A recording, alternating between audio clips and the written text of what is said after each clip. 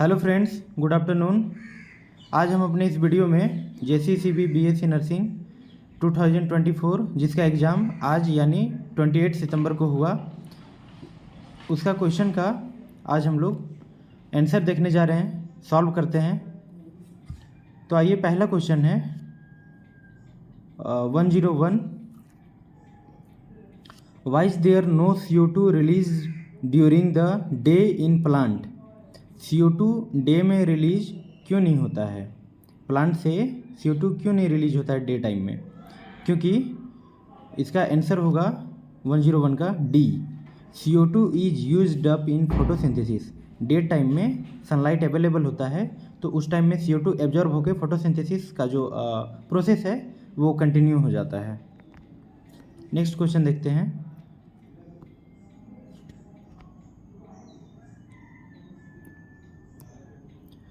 Why do aquatic organisms have a faster rate of breathing compared to terrestrial organism? Because the amount of dissolved oxygen in water is lower than in air. Answer C हो जाएगा इसका। 102 का answer C हो जाएगा। Okay, next question 103 में what is the primary function of the alveoli in the lung? Lung में जो alveoli होता है उसका प्राइमरी फंक्शन क्या है वो पूछा है। तो उसका प्राइमरी फंक्शन हो जाएगा to provide a surface for gas exchange. Option number C. Option number C will be the correct answer. Next question है 104। Why do amphibian and many reptiles tolerate some mixing of oxygenated and deoxygenated blood? इसमें कह रहा है amphibian और जो बहुत सारे reptiles होते हैं वो क्यों टॉलरेट कर पाते हैं ऑक्सीजनेटेड और डीऑक्सीजनेटेड ब्लड का, उनमें हार्ट में मिक्सिंग हो जाता है, फिर भी वो इस चीज़ को टॉलरेट कैसे कर लेते हैं, कैसे मैनेज कर लेते हैं, उस चीज़ को पूछ रहा है। तो इसका आंसर ए हो जाएगा। They have a lower metabolic rate and they require low energy और few energy as compare to other organism. Okay, now we see the next question 105 में है water capillaries non for. Capillaries किस लिए जाने जाते हैं? कैपिलरी का खास बात क्या है? Having a thick elastic wall, carrying blood away from the heart, being the smallest blood vessel with wall 1 cell thick. ठीक है, तो इसमें option number C will be the correct answer, क्योंकि कैपिलरी क्या है? स्मॉलेस्ट ब्लड वेसल होता है और उसका वॉल जो है 1 सेल लेयर थिक होता है। ओके, तो option number C will be the correct answer. Now we see the next question 106। What is the term for the arrangement of flower on the floral axis? Floral axis में flower के arrangement को क्या कहते हैं? तो obvious सा है, inflorescence कहते हैं इसको। We called it inflorescence. तो 106 का आंसर हो जाएगा ए। नेक्स्ट क्वेश्चन है 107। What is the term for a body cavity that is line by mesoderm? Mesoderm से जो लाइन होता है बॉडी कैविटी, उस बॉडी कैविटी को क्या कहते हैं? तो ये ट्रू बॉडी कैविटी होता है, इसको बोलते हैं सिलोम। सिलोम करेक्ट आंसर है इसका। 107 का B will be the correct answer. Next question 108। Okay, what is the primary pigment responsible for the red colour in red algae? तो 108 का आंसर हो जाएगा R-फाइकोएरिथ्रिन, यानी option number C. Option number C will be the correct answer. 108 का C option सही हो जाएगा।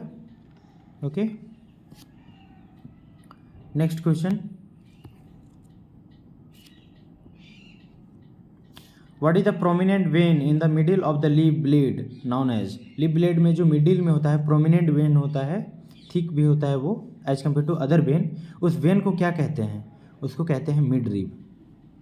Mid rib will be the correct answer. 109 का B answer, option number B answer हो जाएगा। नेक्स्ट क्वेश्चन है 110 यानी 110 what type of diversity is illustrated by the genetic variation in Rauwolfia vomitoria across different Himalayan ranges. किस type का diversity Rauwolfia vomitoria से दिखाया जाता है? हिमालयन रेंजेस में जो रॉ वोल्फिया वोमिटोरिया पाए जाते हैं उससे किस टाइप की डाइवर्सिटी वहाँ पे दिखाया जाता है? Genetic diversity.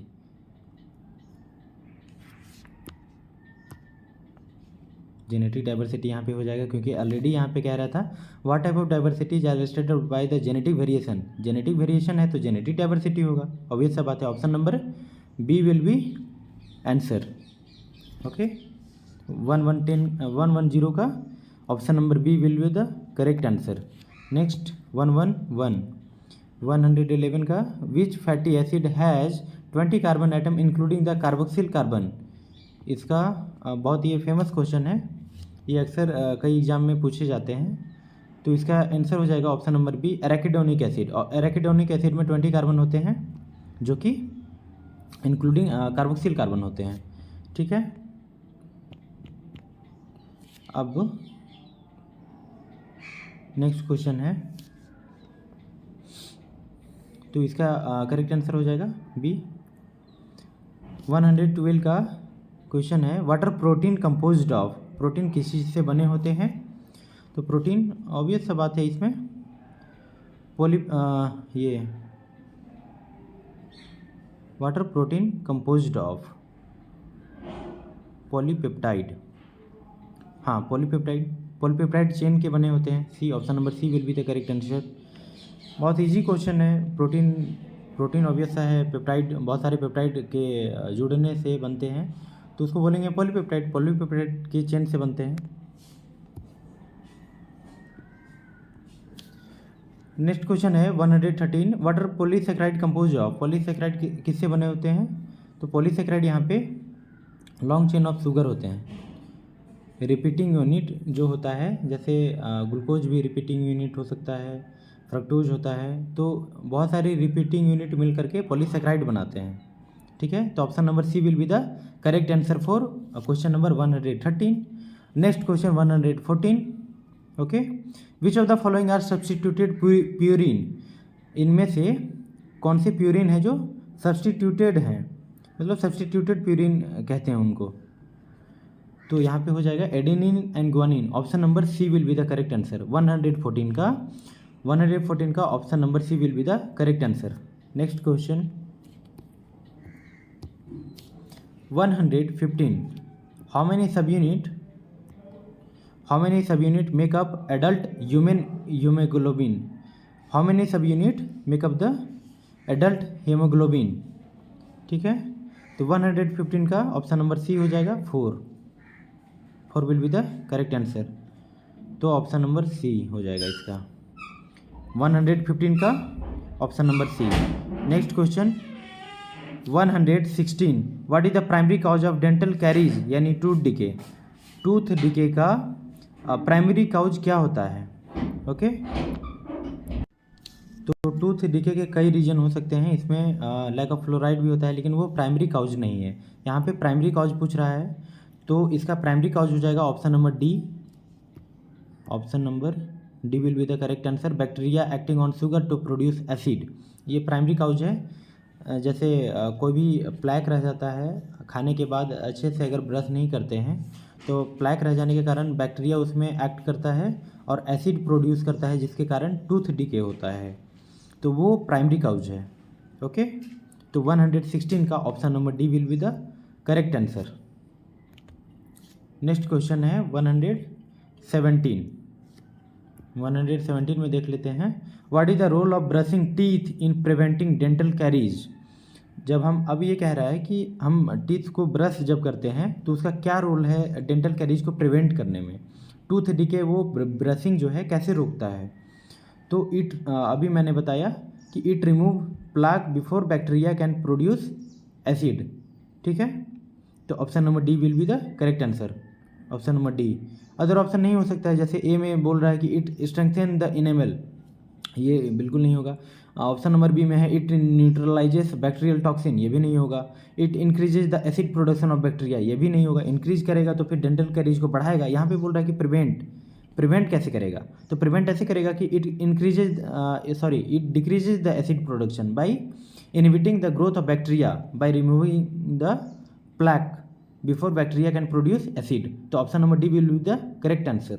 Okay, next question 118 में है where does break down of glucose into pyruvate occur in cell. बहुत बेसिक क्वेश्चन है ये, 8-9 से पढ़ते आ रहे हैं, है ना। इसमें कह रहा है ग्लूकोज का ब्रेक डाउन किस में होता है, मतलब कहाँ पे होता है। ग्लूकोज का जो ब्रेक डाउन होता है वो पायरुवेट में होता है सबसे पहले। एनारोबिक जो ब्रेक डाउन होता है ग्लूकोज का सबसे पहले, तो वो पायरुवेट में होता है। तो ये कहाँ होता है, ऑब्वियस सा है, सेल के साइटोप्लाज्म में होता है, सेल के साइटोप्लाज्म में होता है। तो ऑप्शन नंबर डी 118 का option number D will be the correct answer. Okay, next question है 119 में है in which part of the cell does the breakdown of pyruvate using oxygen occur. अब नेक्स्ट उसका स्टेप पूछ रहा है। सबसे पहले एनारोबिक ब्रेकडाउन होता है ग्लूकोज का, जो कि साइटोप्लाज्म में होता है। फिर इसके बाद उसका एरोबिक ब्रेकडाउन होता है ग्लूकोज का, तो वो कहाँ पे होता है, वो कह रहा है एरोबिक ब्रेकडाउन ग्लूकोज का जो है कहाँ पे होगा। तो breakdown of pyruvate using oxygen कहाँ पे होगा, ऑब्वियस सा बात है माइटोकॉन्ड्रिया में होता है, माइटोकॉन्ड्रिया, यानी option number D will be the correct answer. पहला तो साइटोप्लाज्म में नहीं होगा क्योंकि वहाँ पे एनारोबिक ब्रेकडाउन होता है, न्यूक्लियस होगा नहीं, गोल्जी apparatus बिल्कुल नहीं होगा। तो option number D will be the correct answer. Next question 120 में देख लेते हैं। What causes muscle cramp during sudden activity. तो मसल क्रैम्प किस लिए होता है, एक्यूमुलेशन ऑफ कार्बन डाइऑक्साइड नहीं होगा, ये बिल्कुल नहीं होगा। एक्यूमुलेशन ऑफ इथेनॉल, ये भी नहीं होगा। एक्यूमुलेशन ऑफ लैक्टिक एसिड, हाँ, ये एक्यूमुलेशन ऑफ लैक्टिक एसिड की वजह से मसल्स में क्रैम्प्स आ जाते हैं। तो ऑप्शन होगा option number C will be the correct answer, accumulation of lactic acid. और डी में है लैक ऑफ ग्लूकोज, ये होगा नहीं। तो option number C will be the correct answer.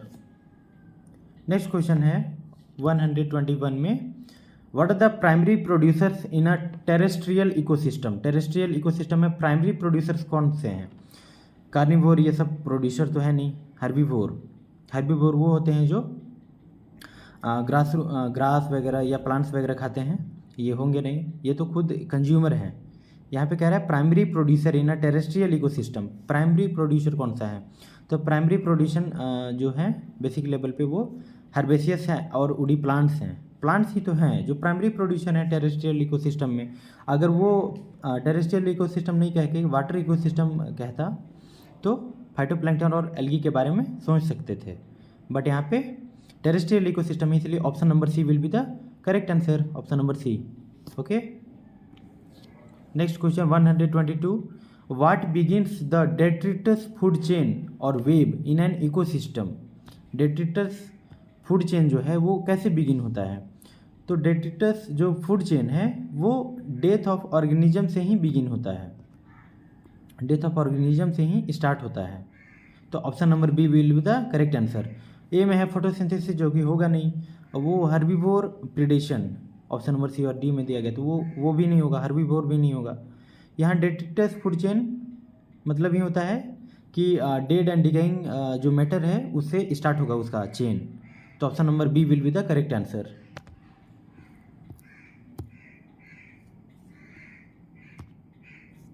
Which of the following species is known to breed only once in their life time. ये NCERT का line है।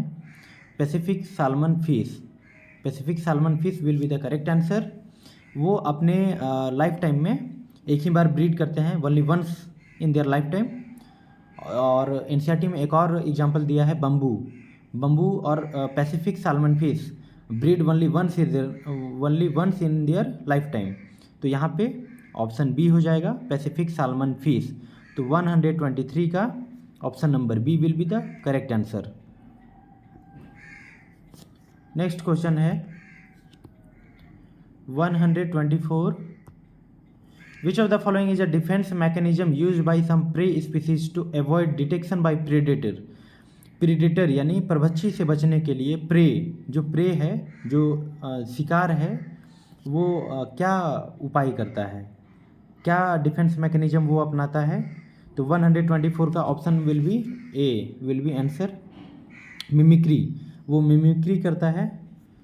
ठीक है, क्रिप्टिक कलरेशन नहीं होगा यहाँ पे, ये गलत है। रैपिड मूवमेंट ये भी नहीं होगा, एग्रेसिव बिहेवियर ये भी नहीं होगा। तो option number A will be the correct answer. Next question 125. What term is used for parasite that live on the external surface of their host? Host के एक्सटर्नल सरफेस में जो रिसाइड करते हैं पैरासाइट्स, जो रहते हैं पैरासाइट आउटसाइड सरफेस में, external surface में, उसको क्या कहते हैं? तो ऑब्वियस सा बात है, एक्टोपैरासाइट, एक्टोपैरासाइट कहते हैं। Option number B.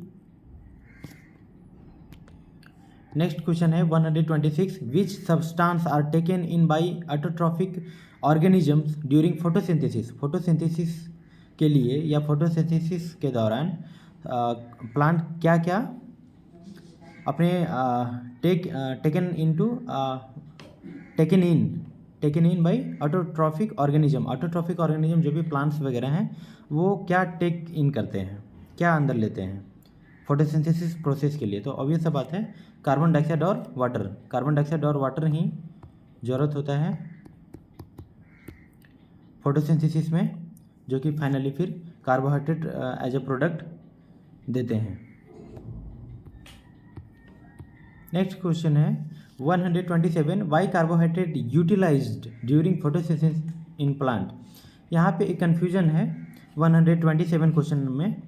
यहाँ पे कह रहा है कि carbohydrate utilize during photosynthesis. Photosynthesis में कार्बोहाइड्रेट तो यूटिलाइज नहीं होता है, ये कहीं से बात सही नहीं है कि कार्बोहाइड्रेट यूटिलाइज होता हो फोटोसिंथेसिस में। बाकायदा फोटोसिंथेसिस प्रोसेस में कार्बोहाइड्रेट सिंथेसाइज होते हैं, एज अ प्रोडक्ट बनते हैं, बट यहाँ पे कह रहा है कि यूटिलाइज होते हैं। तो यहाँ पे कह सकते हैं कि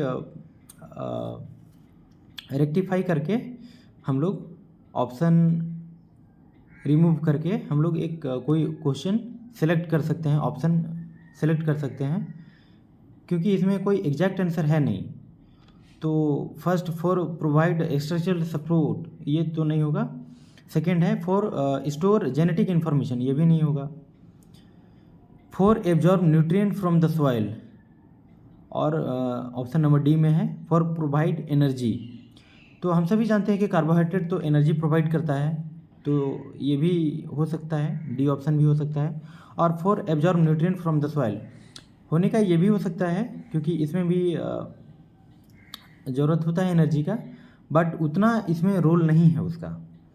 तो मेरे हिसाब से ऑप्शन नंबर डी होना चाहिए, बट देखते हैं आंसर की में जीसीसी के द्वारा क्या रिलीज किया जाता है, बट फिर भी अभी तक डी मान के चलिए, डी होना चाहिए।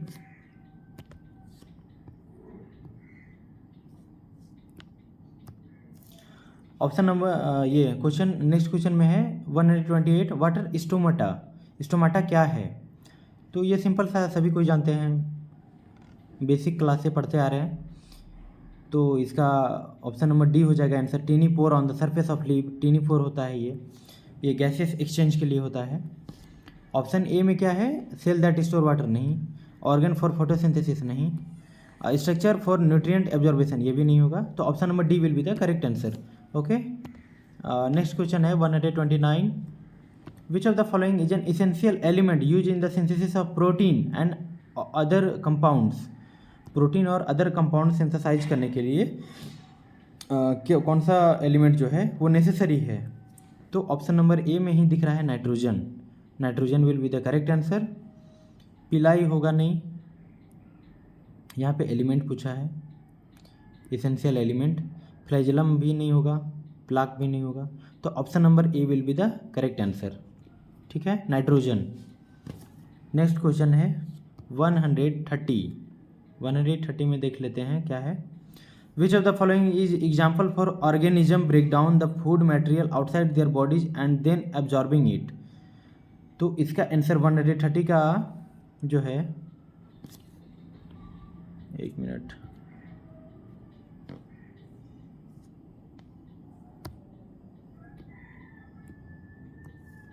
वन 130 का ऑप्शन नंबर डी हो जाएगा आंसर।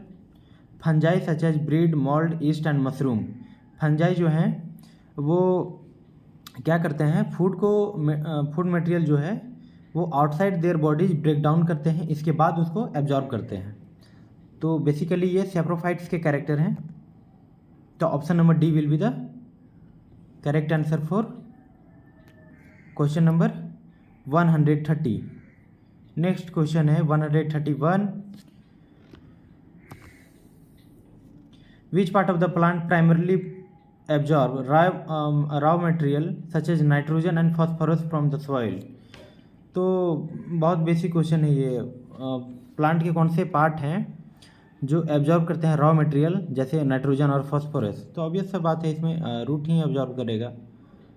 डी, सॉइल से कौन सा पार्ट एब्जॉर्ब करेगा? रूट एब्जॉर्ब करेगा। फ्लावर तो एब्जॉर्ब करेगा नहीं, वो अपर पार्ट है। स्टेम भी एब्जॉर्ब नहीं करता है, लिप्स भी नहीं एब्जॉर्ब करता है। एब्जॉर्ब करने के लिए रूट ही होता है, तो root will be the correct answer. ये सब होंगे नहीं, तो option number D will be the correct answer. Next question है 132। Which force become the major driving force for the movement of water in the xylem during the day? During the day basically होता क्या है, transpiration होता है। तो transpiration की वजह से एक फोर्स क्रिएट होता है, ट्रांसपिरेशन, जिसको बोलते हैं ट्रांसपिरेशन पुल। ट्रांसपिरेशन पुल यानी option number C will be the correct answer. उसमें ये क्या करता है, ट्रांसपिरेशन पुल डे के टाइम वो जाइलम में वाटर ट्रांसपोर्ट को हेल्प करता है। ये ट्रांसपिरेशन पुल एक तरह से एक फोर्स है जो पुल करता है वाटर को जाइलम में, जो अपसाइड मूविंग में वाटर को हेल्प करता है, ट्रांसपोर्ट में हेल्प करता है। ओके, तो option number C will be the correct answer. Next question 133। How is sucrose transferred into phloem tissue? Sucrose कैसे ट्रांसफर होता है फ्लोइंग टिश्यू में? तो इसमें एनसीईआरटी का ये भी लाइन है, इसमें ऑप्शन नंबर डी आंसर हो जाएगा। Using energy from ATP, ATP use करके, ये एक एक्टिव प्रोसेस है, बिकॉज ये एक एक्टिव प्रोसेस है। सुक्रोज का जो ट्रांसफर होता है फ्लोएम में, ये एक एक्टिव प्रोसेस है, तो इसलिए आंसर डी हो जाएगा, option number D, using energy from ATP, option number D. पहला ऑप्शन था इसमें क्या था, बाय डिफ्यूजन एलोन, नहीं। बाय पैसिव ट्रांसपोर्ट, ये भी नहीं होगा। थ्रू सिंपल ऑस्मोसिस, ये भी नहीं होगा। ठीक है, नेक्स्ट क्वेश्चन देख लेते हैं 134। What the filtration unit in the kidney called? Filtration unit पूछ रहा है। Basic functional unit of kidney ऐसे भी हम लोग जानते हैं, नेफ्रॉन होता है, तो वही होगा। What the filtration unit, filtration unit kidney का क्या कहते हैं? नेफ्रॉन। ठीक है, तो इसमें 134 का ऑप्शन नंबर ए हो जाएगा answer, A, nephron. Okay, next question 135। How are organ usually remove for transplantation? बहुत बेसिक क्वेश्चन ये भी है, सारे इस बार क्वेश्चन बेसिक हैं, कोई टफ क्वेश्चन वैसा नहीं पूछा गया है बायोलॉजी में बेसिकली। तो आप अगर बेसिक्स क्लियर है तो बायोलॉजी का क्वेश्चन आप इजीली अटेम्प्ट करके करेक्ट आंसर दे सकते हैं। देख लेते हैं 135 में। How are organ usually remove for transplantation? Transplantation के लिए ऑर्गन को यूजुअली रिमूव कैसे किया जाता है? तो अब ये है, सर्जिकली ही रिमूव करेंगे, विदाउट सर्जरी तो नहीं हो पाएगा, तो इसलिए सर्जिकली रिमूव करेंगे। तो option number C will be the correct answer. Okay, next question है 136 में। What is the name given to plants produce through tissue culture that are genetically identical to the original plant? Genetically identical होता है जो tissue culture से जो plant हम लोग produce करते हैं। तो इसमें हाइब्रिड तो होगा नहीं, ऑप्शन नंबर ए गलत है। ऑप्शन नंबर बी भी गलत है, क्लोन नहीं होगा, क्लोन नहीं होगा। ऑप्शन नंबर सी वेराइटीज, ये भी नहीं होगा। सोमाक्लोन कहते हैं, ऑप्शन नंबर डी सही आंसर है, सोमाक्लोन कहते हैं। Option number D will be the correct answer for 136 question number. Next question है 137। Which type of matrix is commonly use for gel electrophoresis? Gel electrophoresis के लिए कौन सा मैट्रिक्स जनरली कॉमनली यूज करते हैं? तो ऑब्वियस सा बात है, हम लोग एनसीईआरटी में पढ़ते आए हैं, एग्रोज जेल जो है, एग्रोज मैट्रिक्स, एग्रोज जेल का जो बना होता है मैट्रिक्स, उसको यूज करते हैं हम लोग जेल इलेक्ट्रोफोरेसिस में।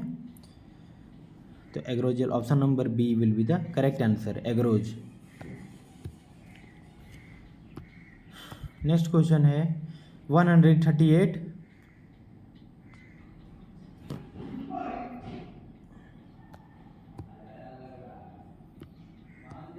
What kind of light is used to visualize the DNA fragments stained with ethidium bromide? ethidium bromide से जो DNA फ्रेगमेंट को स्टेन करते हैं, तो उसको विजुअलाइज करने के लिए किस टाइप का लाइट को यूज करते हैं? तो लाइट ये एनसीईआरटी में दिया हुआ है, यूवी लाइट को यूज करते हैं। Option number C will be the correct answer.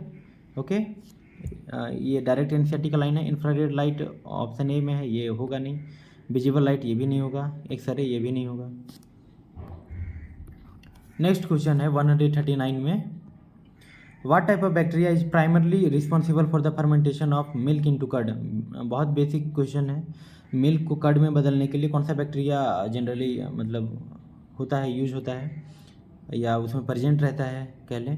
तो lactobacillus, option number B will be the correct answer. Next question देख लेते हैं 140 में है, which bacteria are responsible for causing pneumonia in human? कौन सा बैक्टीरिया यहाँ पे है जो न्यूमोनिया काउज करता है ह्यूमन में? तो पहला ऑप्शन देखते हैं, mycobacteria, tuberculosis and staphylococcus aureus, ये नहीं होगा। ऑप्शन नंबर बी है streptococcus pneumoniae and Haemophilus influenzae, हाँ ये सही ऑप्शन है। Option number B will be the correct answer.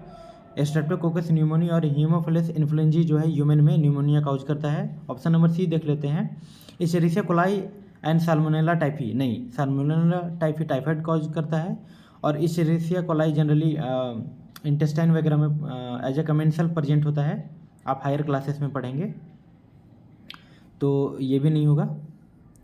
Option number D, option number D में क्या है? ये भी नहीं होगा। ऑप्शन नंबर सी नहीं होगा। ऑप्शन नंबर डी में क्या है? Vibrio cholera and Neisseria gonorrhoea, ये भी नहीं होगा। ऑप्शन नंबर डी भी गलत है। नाइसीरिया गोनोरिया जनरली स्टडी में भी मेन फैक्टर इसका होता है, स्टडी काउज करता है नाइसीरिया गोनोरिया। और पहला था माइकोबैक्टीरियम ट्यूबरकुलोसिस, आप जानते हैं टीबी काउज करता है। स्टेफाइलोकोकस ऑरियस ये वुंड इन्फेक्शन में प्रेजेंट रहता है, तो ये भी नहीं होगा। तो option number B will be the correct answer, Streptococcus pneumoniae and Haemophilus influenzae. Okay,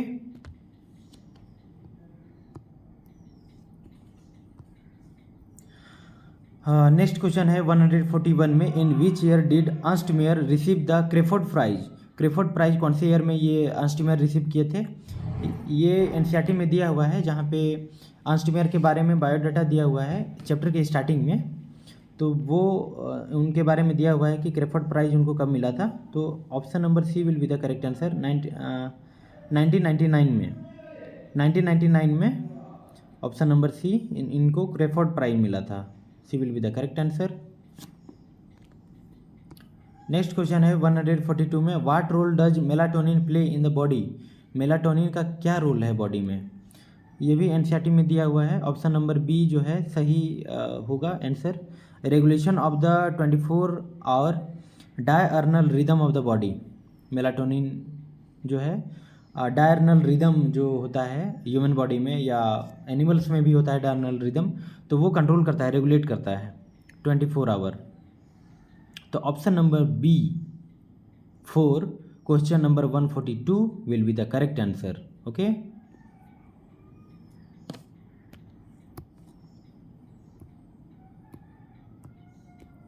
option number B, ठीक है। नेक्स्ट क्वेश्चन है 143, what is the condition called when the thyroid gland produces an abnormally high level of thyroid hormone? Abnormally जब high level of thyroid hormone secrete करने लगता है thyroid gland, उस condition को क्या कहते हैं? तो हाइपर थायरोडिज्म, हाइपर थायरोडिज्म कहते हैं इस कंडीशन को। ऑप्शन नंबर बी, इसका भी ऑप्शन नंबर बी हो जाएगा आंसर 143 का। नेक्स्ट क्वेश्चन देख लेते हैं बिना टाइम गवाए। 144, where are the parathyroid gland located in the human body? Human body में पैराथायरॉयड ग्लैंड कहाँ प्रेजेंट होते हैं, इसका लोकेशन पूछ रहा है। तो पहला ऑप्शन देख लेते हैं, on the front side of thyroid gland, ये गलत है। On the back side of thyroid gland, ये option number B will be the correct answer. C में है within the adrenal gland, ये भी नहीं होगा। इनसाइड द पैंक्रियाज, ये भी नहीं होगा। तो थायराइड ग्लैंड से एसोसिएटेड रहता है बैक साइड में, तो इसलिए option number B for question number 144 will be the correct answer. Next है 145 क्वेश्चन नंबर। इसमें क्वेश्चन है which hormone stimulate red blood cell production. Generally तो इरेथ्रोपोइटिन होता है, बट यहाँ ऑप्शन में नहीं है, तो हम उसके बाद सेकेंडरी देखते हैं। सेकेंडरी हार्मोन कौन सा होता है जो स्टिमुलेट करता है आरबीसी प्रोडक्शन को, तो थायरोक्सिन है। थायरोक्सिन जो है ऑप्शन नंबर डी में वो करेक्ट आंसर है इसके लिए, जो हार्मोन है स्टिमुलेट करता है आरबीसी प्रोडक्शन को। पहला ऑप्शन था अल्डोस्टेरोन, ये भी नहीं होगा। कोर्टिसोल, ये भी नहीं होगा। ग्लूकागोन, ये भी नहीं होगा। नेक्स्ट क्वेश्चन है 146 में in human being which of the following is a basically long tube that extending from mouth to the anus. बहुत बेसिक क्वेश्चन है ये भी। ये कह रहा है कि ह्यूमन बीइंग में कौन सा ऐसा लॉन्ग ट्यूब है जो एक्सटेंड करता है माउथ से एनस तक कंटिन्यू करता है। तो नेजल कैनाल ये तो होगा नहीं, ऑडिटरी कैनाल ये भी नहीं होगा, बकल कैनाल ये भी नहीं होगा, एलिमेंट्री कैनाल, ये करेक्ट आंसर है option number D. Option number D for question number 146 will be the correct answer. D correct हो जाएगा। नेक्स्ट क्वेश्चन है 147 why does our mouth water when we eat something we like. हमारा mouth में पानी क्यों आता है जब हम कुछ अपना पसंदीदा खाते हैं, कुछ भी खाना पसंदीदा चीज़ खाते हैं तो माउथ में पानी आने लगता है। उस क्यों आता है, वो उसका रीज़न पूछ रहा है, वाई। तो यहाँ पे कह रहा है 147 में है, तो इसका ऑप्शन नंबर डी में है कि due to the secretion of saliva by the salivary gland, ये करेक्ट आंसर है 147 का option number D.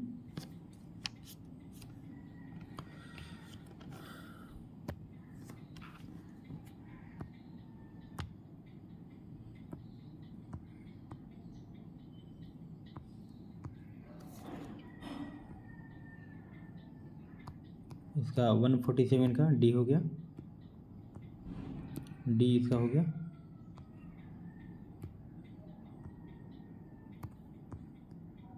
Next question देखते हैं 148 में what is the function of mucus in the stomach. Mucus का क्या रोल है, म्यूकस क्यों प्रेजेंट रहता है, फंक्शन क्या है इसका स्टमक में। तो इसका फंक्शन जो है देख लेते हैं क्या है ऑप्शन में। पहला ऑप्शन है टू न्यूट्रलाइज एसिड, नहीं ये न्यूट्रलाइज नहीं करता है, ये गलत है, ऑप्शन नंबर ए गलत है।